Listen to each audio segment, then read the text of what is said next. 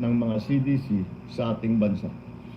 Kaya't hinihingi ko ang inyong suporta sa mga pambansang proyekto at programa natin, hindi lang sa edukasyon, kundi sa lahat ng sektor upang maiangat ang antas ng pamumuhay ng bawat Pilipino.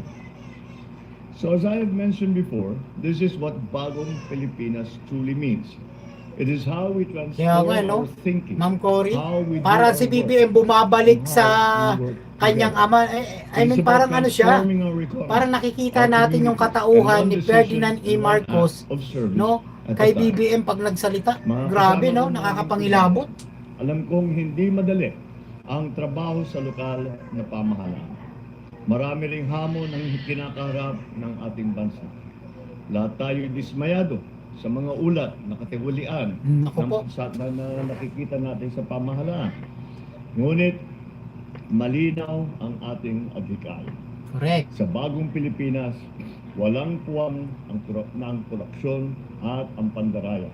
Nako po. We must take responsibility to eradicate this abhorrent culture of corruption that has poisoned the public trust and has robbed us of a better future. Yan ang Pangulo. Let us continue Walang to do the work puwang. that changes millions of lives. Ang mga korap. Be testaments that public service can still be honest and hopeful.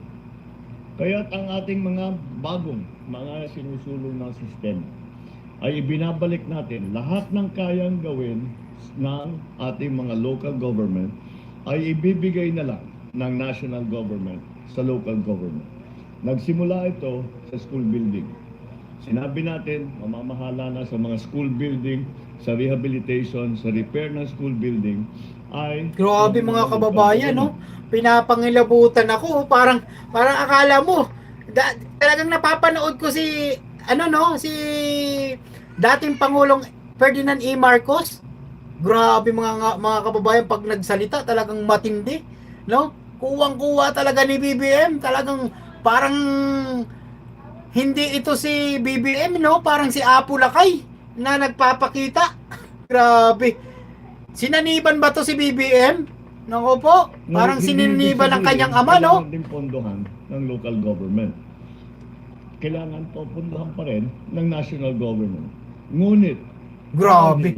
hindi naman kaya, halimbawa ng DepEd, ng DPWH, na gawin lahat, ay aasahan namin yung mga lungsod, yung mga municipality, yung mga probinsya na may kakayahan, ay i-download na lang namin sa inyo. Kayo na ang bahala. At dahil sa ganon, Galing!